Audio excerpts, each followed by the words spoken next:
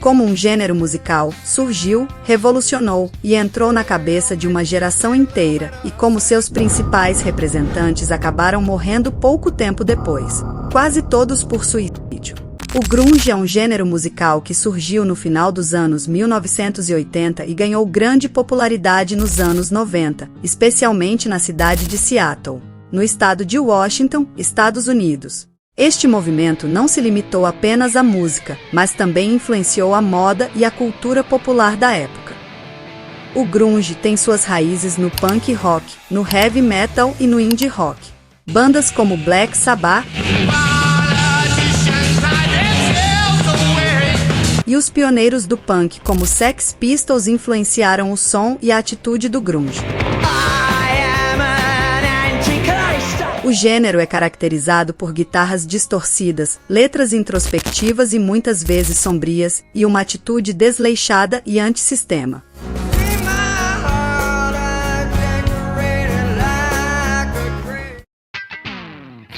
Seattle se tornou o epicentro do movimento grunge, em grande parte graças a gravadoras independentes como a Sub Pop, que lançou álbuns de muitas das primeiras bandas grunge. Bandas como Nirvana, Pearl Jam, Soundgarden e Alice in Chains emergiram dessa cena e alcançaram sucesso mundial. O álbum Nevermind do Nirvana, lançado em 1991, é frequentemente citado como o marco que trouxe o grunge ao mainstream. Com o sucesso do single Smell Like Teen Spirit, o Nirvana e o grunge se tornaram fenômenos globais. O álbum chegou com tudo desbancando o até então álbum do ano, que era Dangerous de Michael Jackson.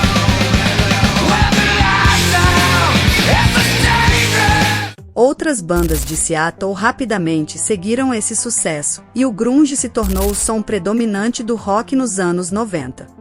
A estética do grunge era caracterizada por roupas simples e funcionais, muitas vezes compradas em brechós, como camisas de flanela, jeans rasgados e botas. Mas na verdade eles usavam essas roupas porque eram de famílias pobres ou desestruturadas, e não tinham a menor condição de ter roupas de marca ou qualquer tipo de luxo. Porém, essa estética virou uma marca do estilo grunge, como se fosse algo contra o consumismo, mas isso é bobagem. Nirvana foi a primeira banda a estourar e sair da bolha, ficando mundialmente famosa. Seus dois membros mais famosos são o baterista Dave Grohl, que posteriormente formou a banda Foo Fighters,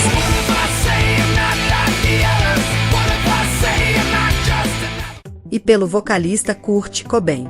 O Pearl Jam já tinha lançado o álbum Ten, mas só depois do sucesso do Nirvana que o álbum explodiu, por causa da alavancada que a banda de Cobain deu para a cena. O vocalista Ed Vedder é o grande astro do Pearl Jam.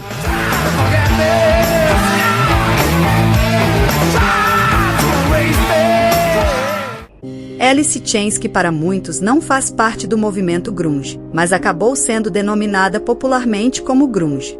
Também surgiu em Seattle no final da década de 80, formada pelo guitarrista e vocalista Jerry Cantrell, que ao lado do principal vocalista, Layne Staley, eram as grandes estrelas da banda.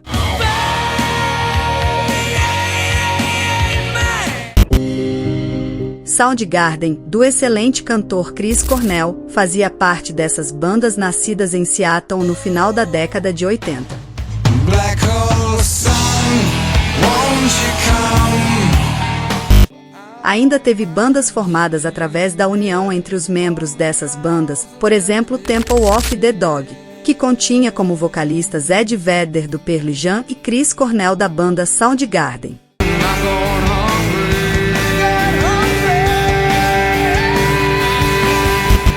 I'm Kurt Loder with an MTV News special report on a very sad day. Kurt Cobain, the leader of one of rock's most gifted and promising bands, Nirvana, is dead, and this is the story as we know it so far. Cobain's body was found in a house in Seattle on Friday morning.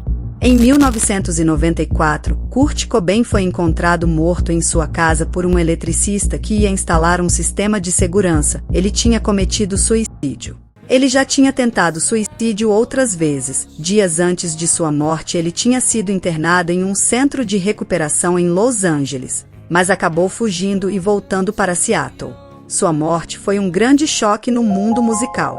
Ele era uma das principais vozes do momento. Ele ainda acabou entrando para o grupo dos 27, que são cantores que morreram aos 27 anos, como Jimi Hendrix, Janis Joplin e Jim Morrison.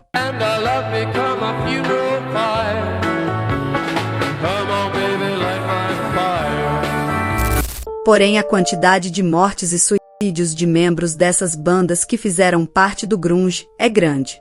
Em 2002, outro vocalista também morreu. Layne Staley, do Alice in Chains, foi encontrado morto pela sua mãe e paramédicos. Quando eles chegaram na casa dele e encontraram seu corpo já em estado de decomposição, faziam 2 semanas que tinha morrido.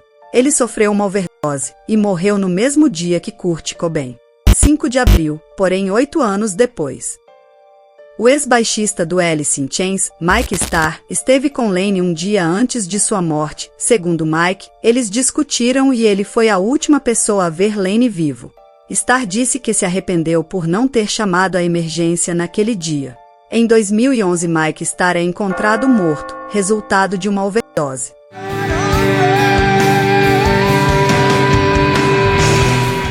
Dono de uma voz potente, Chris Cornell, ao lado de Ed Vedder, eram os últimos remanescentes. Mas em 2017 Chris também nos deixa. Após um show com sua banda Soundgarden, em Detroit, Chris Cornell vai para seu quarto de hotel. Horas depois, seu segurança o encontra inconsciente no banheiro, com uma faixa no seu pescoço. Os paramédicos ainda tentaram reanimar, mas ele foi declarado morto às 1h30 da manhã. O laudo constatou que os medicamentos não contribuíram para sua morte e afirma que a causa da morte foi suicídio por enforcamento. It's been 7 hours and 15 days.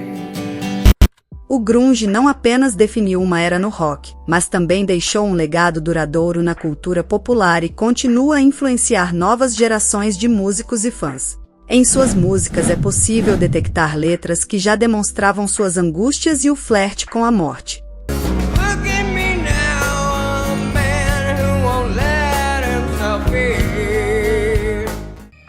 Mas o mundo parou mesmo com a morte do grande astro do pop, Michael Jackson, que faleceu em 2009, depois de muitos anos viciado em medicamentos. A vida e carreira de Michael Jackson, o rei do pop, está nesse vídeo. Comente qual música e banda você mais gosta dessa época do grunge e se inscreva no canal para mais conteúdos como esses e até a próxima.